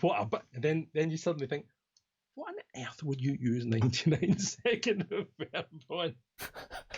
And it's all of these things, the technology in it. And in the 80s, it became more is more and not less is more and more is less and all these things. And you think, just have loads and loads of reverb on it and it's brilliant. And you think, no, it's not actually, because it's 12-bit reverb and you can hear all the bits clicking away.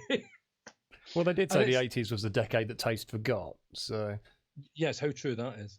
I do love the 80s, I have to admit, but that's because I have no taste. So for me, that decade was fine. I loved the 80s too. Absolutely. I mean, I was watching a documentary, The Making of Songs from the Big Chair, and that is my favourite 80s album, Tears for Fears, Songs for the Big Chair. All right. Yeah. I mean, that album, I don't know if are you familiar with that album? I know Tears for Fears, yeah. I haven't actually listened to the whole album, though. I listened to the album because that whole album was produced by a guy called Chris Hughes, and it cost 80 grand. And when you think of what Everybody Wants to Rule the World cost, 80 grand is a drop in that ocean. Oh, God, yeah. And Mama's Talk, Head Over Heels, all that. I mean, just hit after hit. I love Tears for Fears. I think a fantastic band. And just great writers. Roland Orzabal, what a fantastic writer. But that album is just a great album, and it's typical of the 80s. And fortunately, we were in a studio at that time and had access to a lot of those things. And it was just, as you mentioned, a kid in a candy store, and it was fantastic. And I just loved my time there. And I think it's why you continue doing what you do. Yeah. And I suppose it sets you in good stead, doesn't it? Especially having that kind of knowledge and that much experience. I mean, how do you find, probably sort of didn't realise what the time was, been doing this for nearly an hour and a half. Oh, gosh. Yeah. But how do you find the world from, because obviously you've been there through all the sort of the early, not the early days, so to speak, but you've been there sort of all through the analog, in through the digital. Your thoughts on things like people using plugins and everything to sort of replace. You can obviously understand why people use plugins because they're a cheaper option. It's more portable. It's easier. But do you feel that music suffers because of plugins, or do you think that plugins are a good enough point now where they can do justice to sort of the old analog kind of sound? That depends what your interface is. It depends what you use. It depends what kind of music. I mean, I've got an Apollo, Universal Audio Apollo, and I think they make the best plugins, but they come with quite a hefty price tag. Your average plugin from UA is going to cost you 89 quid. So it's not a cheap £5 plugin. Yeah. But they're very, very good. The Capital Plates plugin I was telling you about, that's 114 quid just for a reverb plugin. Yeah, but from what, do you want to explain that? Because you told me about this just before we started, and as soon as you mentioned what it's replicating, I was just like, oh. Well, and I think we spoke about Capital Plates with the Capitol building, but there's a plugin. Yeah, I think I said that there's a plugin now that called Capital Plates, and it's the caves underneath. Yeah, you're right. Sorry, my apologies. That's all right. When they built the Capitol building, Capitol Records building in Los Angeles in the early 50s, under the car park, they built big, huge caves, and they now, and have done for years and years and years, use those caves as reverb spaces. And so they put a speaker at one end of the cave and a microphone at the other, and that signal can go up into the desks of the building. And so that's now a plugin from Universal Audio. But the other thing about that, the Capitol Plates as well, is that just the albums that were recorded there, Songs for Swinging Lovers by Frank Sinatra, all the Nat King Cole records, with Mona Lisa, they were all natural reverbs. But the other one that a lot of people might also know is Heartbreak Hotel by Elvis Presley, not recorded at Capitol, but recorded at Sam Phillips' studio in Nashville, Sun. And what they did there is they put a speaker up in the loft, they had an apex roof, so they put a speaker at one end and they put a microphone at the other, and that's how they get the kickback delay on Elvis's Heartbreak Hotel. Oh, excellent. And so that's where the inspiration for those plugins come from. But I think realistically, there is no substitute for people playing music, and so a plugin merely either enhances or exposes your ability or lack of it. Do you? I don't think it ever sorts anything, because I think that we as musicians need to sort that. Yeah. And then the plugin is meant to make it sound much more agreeable to everybody. But I think there's so much. See, YouTube has caused a lot of this, kind of. It's like a panacea for everything that you never knew was wrong with your mixes before. You've got some smart ass telling you in YouTube that, I've had loads of questions about this, and you think, oh yeah, you're the sensible one and we're all stupid and we don't know. Yeah, whatever. And I see this so much, and so I'll follow YouTubers, the people that I think are worthwhile. Yeah. Because I think there's only a few people that are worthwhile. I think there's so much dross out there because anybody can do it. Well, I think a lot of them are just regurgitating the same. What everybody else. Yeah. But if you go to people, let's say like Lee Sklar has got a great YouTube experience. Rick Beato, absolutely fantastic. Who else? Joe Gilder is a songwriter from Nashville, fantastic stuff. Dave Pensado, people that I really respect. Doing this YouTube thing. There's a young girl called Rachel K. Collier, who's very, very good. Does a lot of modern stuff too. And I'm trying to think who's the other one. Adam Neely and Mary Spender, who's another great songwriter. So there's all these people about. So if we follow the good people, all the dross get thrown back. So it's none of this, oh, I can tell you how you're going wrong, and this is how compression works. You think, oh, thank God you told me that. I never knew that. But do you think, I mean, is there a problem with, do you think it stunts? The thing is, I think if you've got the people who know engineering inside and out, and you've got a lot of people who are just relying on presets and sort of all the modern plugins and technology, if you were to take that away from them and put them, I suppose, a bit of a test, put them on sort of just analog machines and say, right, now you've got to try and do the best you can, but with in a limited capacity. Do you think a lot of these people would just fall flat?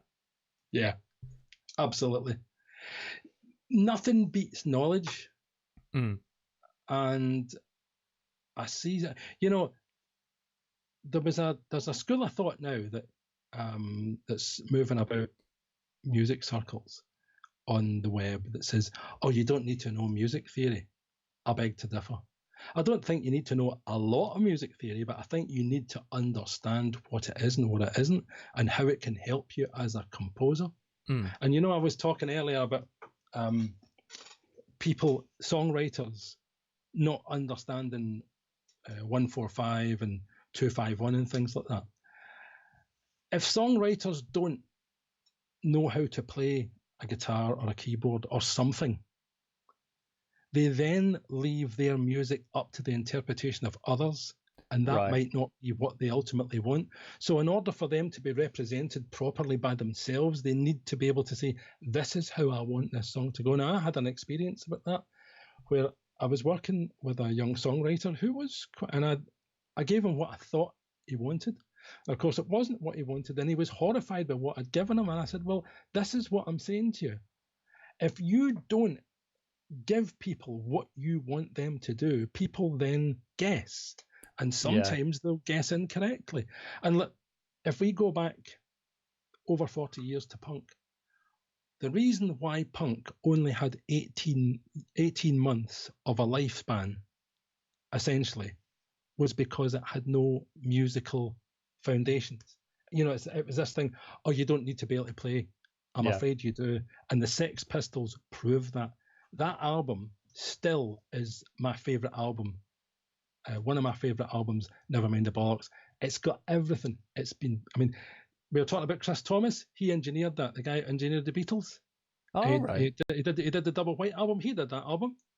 Last thing you can hear that they can, because it was Glenn Matlock. Was it on bass? No, Glenn Matlock had been kicked out the Pistols. Oh, was that when Sid Vicious was in? Yeah. Well, he never played bass on it. It was Paul Cook that played everything. Steve Jones and Paul Cook played everything. Yeah, but that's the thing. They could play. And you actually listen. I remember sort of learning to play drums, and Sex Pistols was one of the things because it was a lot tighter. Yeah. And, the fills were decent. It was proper music. It's a great record. Yeah. You'll hear people that know like Liam Gallagher say, and Noel Gallagher say it's one of the greatest records ever made, and it is.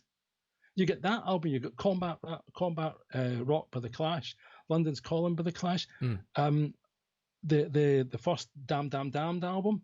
Those records stand the test of time because they were well made by people that could play. Yeah. But who remembers the Yobs and the Boys in Disguise and things like that? They don't.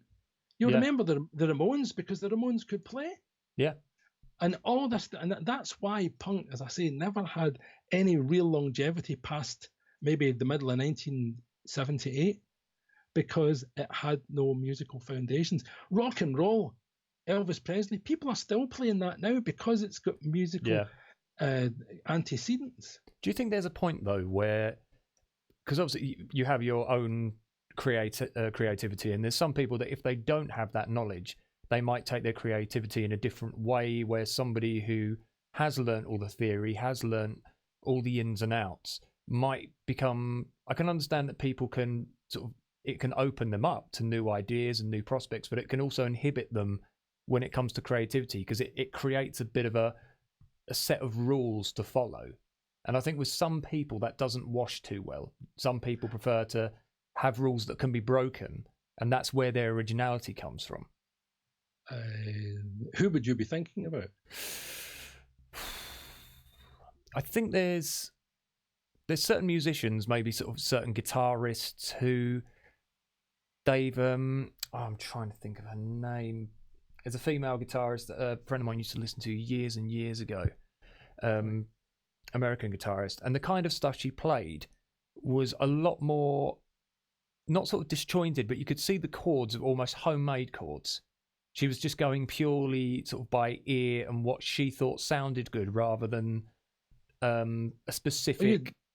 You'd look at someone like Joni Mitchell, like that, when Joni Mitchell was moving from folk into jazz. So if you go to Joni Mitchell album, let's say like For the Roses, and then into Court and Spark, and then into The Hissing of Summer Lawns, you can see that translation from essentially playing coffee houses and folk clubs to playing arenas with the LA Express, with people like Tom Scott and Jim Guerin and Max Bennett and Russell Ferrante.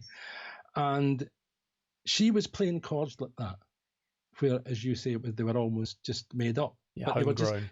she played piano like that. And Joni Mitchell's, what would the album be? Blue, which is just a great record. She was learning to play the piano, and she was living with Graham Nash at the time, who was in Crosby, Stills, Nash and in the Hollies and things like that. Oh, yeah. And she was living with Graham Nash, and they'd bought a piano, and someone said, "Did you learn to play the piano?" He said, "No, I couldn't get near it for Joni Mitchell."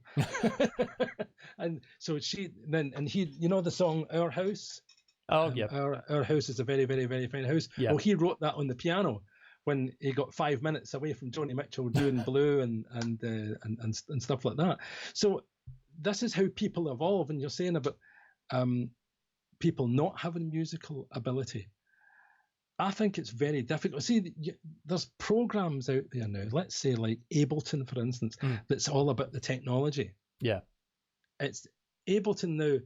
I made an album with Ableton, which I'm not meant to do, and a kind of band acoustic album. And you're not really meant to do that with Ableton because it's not designed for that. It's designed for people who like farting about with synthesizers. Yeah. And like using loops and things like that. But I did the complete opposite. And you think, oh, yeah, it still sounds good, but maybe that's not the type of program you want to be using to do that. But it's all I had at the time. Yeah. So you use it, but you can see that it's meant to be doing something else. And so a lot of people will use Ableton now, or they'll use FL Studio now, that it's actually their environment. So it's a technical understanding. Yeah. As opposed to a musical understanding.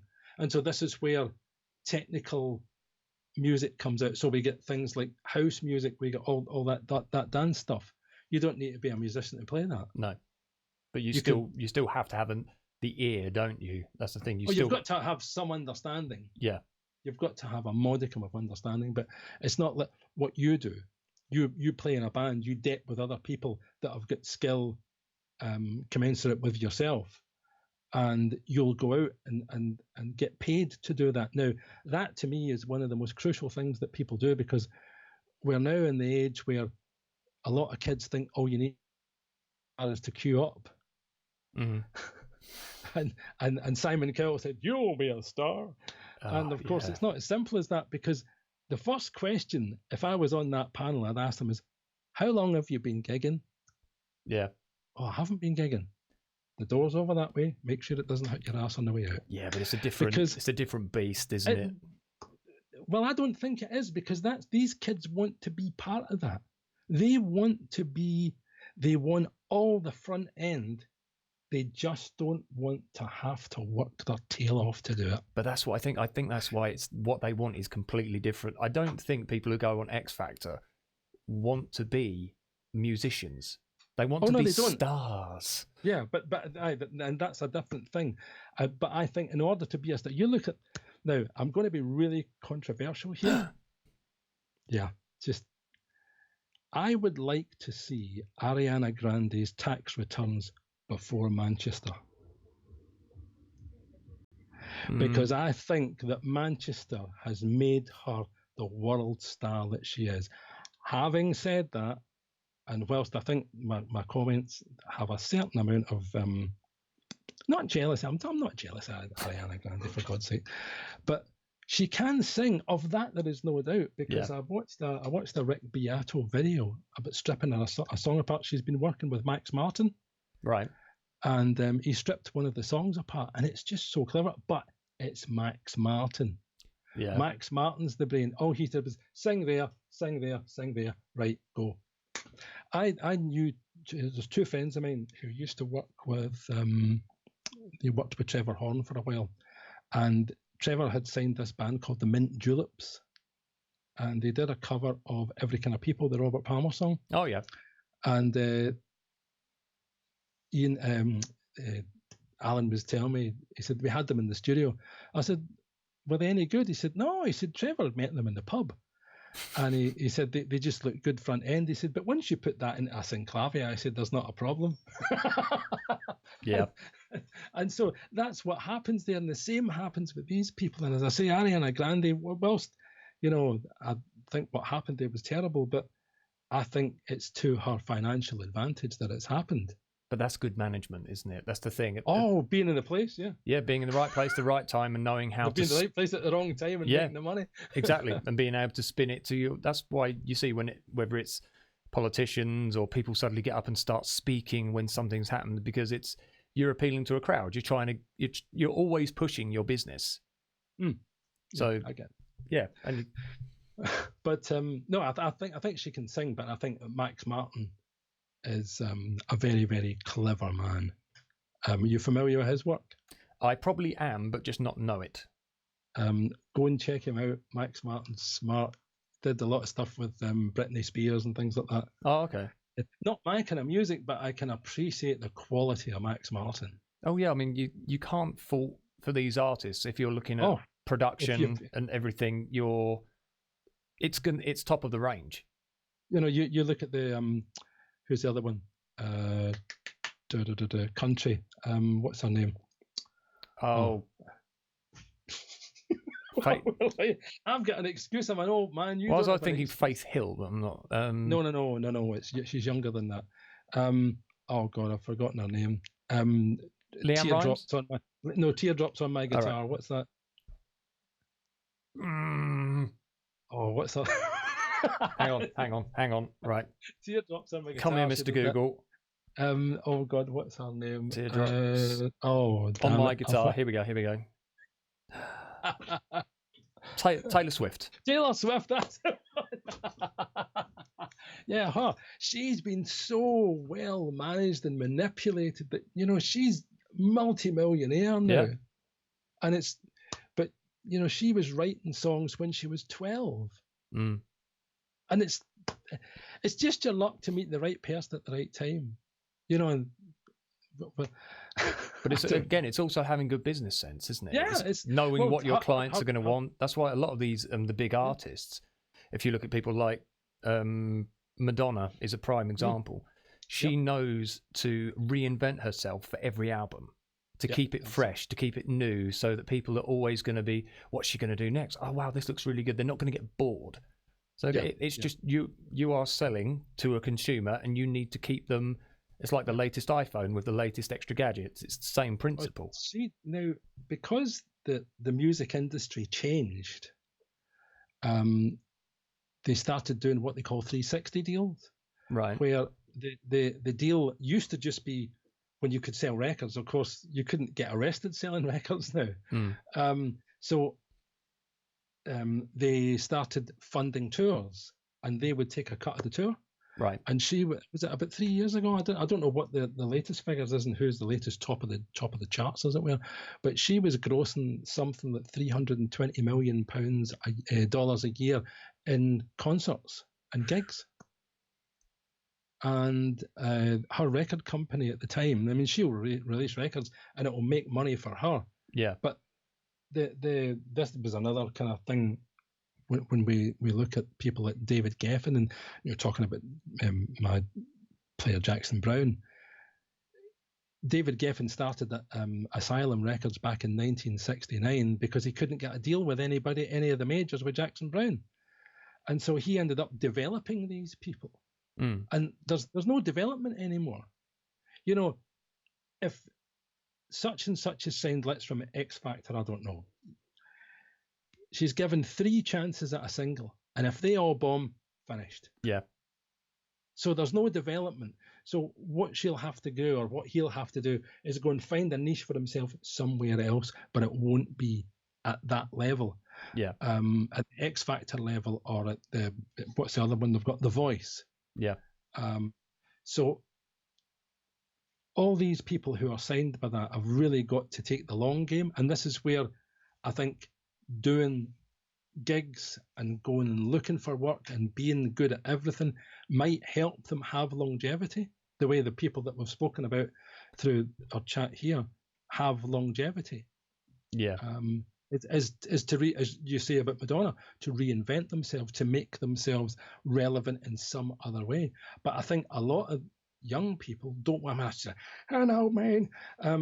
Young people don't want to make themselves relevant because the only way they see relevance is through their iPhone or through their tablet or their device or whatever's on telly on a Saturday night.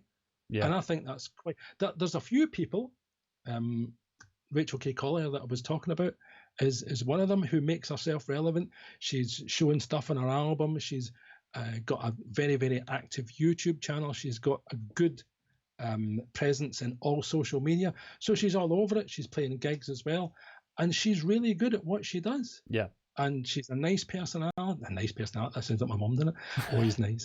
A personality that's agreeable and not, kind of this objectionable individual. Yeah. Like me. And me. But I think that in order to make themselves relevant, they need to have a look at other things and see how they can diversify. Yeah. Because, well, you look at someone like me who's diversified, you who's diversified, the things that you do. These things are important to make what you do relevant. You can't. I think you've got to have multiple, as you say, you've got to have multiple strings to your bow, and you've got to have your finger in multiple pies.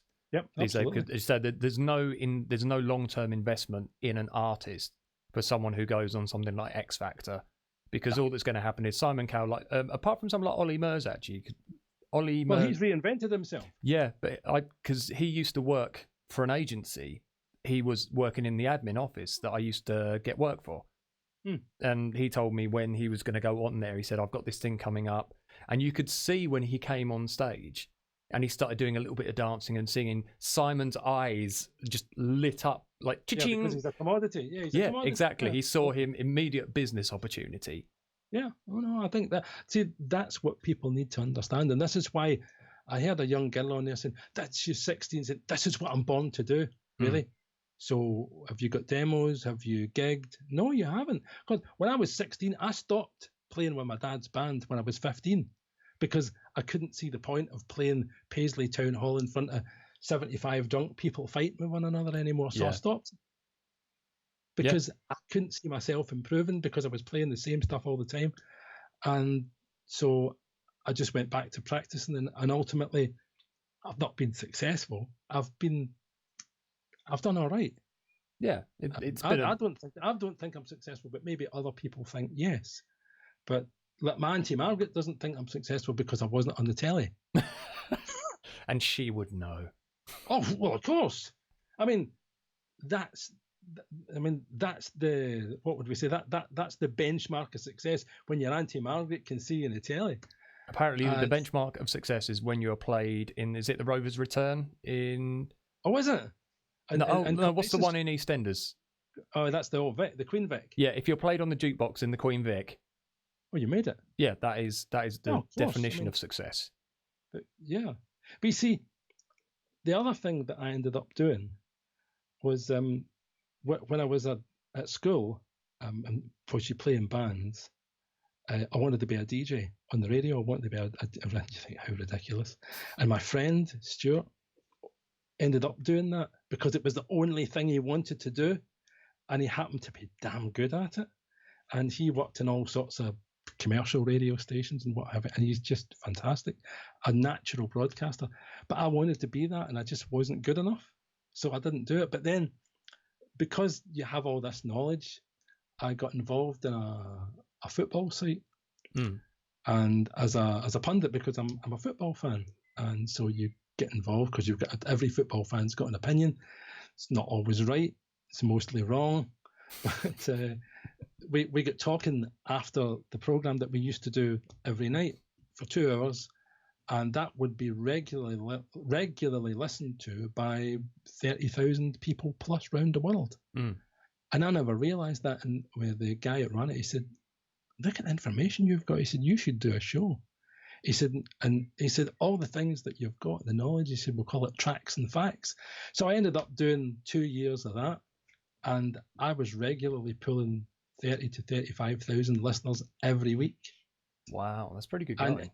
Well, the thing is, you don't realise it, but the thing is, it was on back of the Glasgow Rangers site, and of course, because Glasgow Rangers are a worldwide brand and everybody knows, people latch on, so they listen anyway, and so it's on the back of that. But then people started listening just because they liked what I was playing. Yeah, and it's the sort of thing that we've been speaking about tonight. It's all that knowledge, where you have knowledge about a specific track, then you play the track and you talk about it, and people love it. Yeah, it's the story, isn't it? It's having It's having that inside knowledge about what it is. Exactly. It always fascinates people, and that's the reason I love doing these things, is because, I may not, a lot of the artists you're talking about and the people you're talking about, I haven't heard before.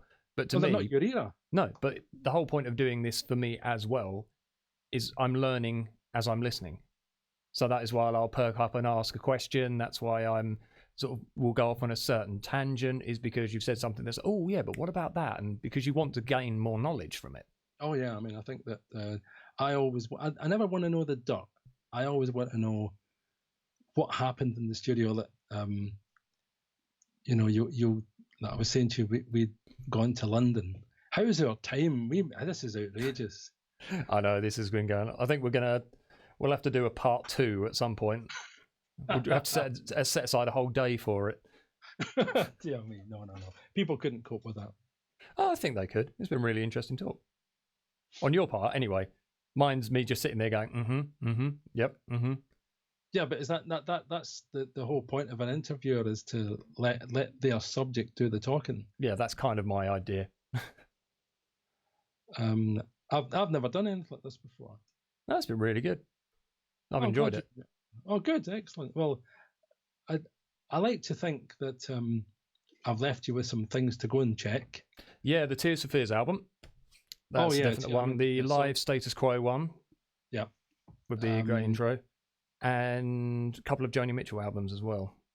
Yeah, well, I think if you go from Blue through to Blue through to all the albums of the 70s, so you go Blue through to Mingus, and Mingus might be a wee bit out there for you, but generally, we've almost been going for 2 hours.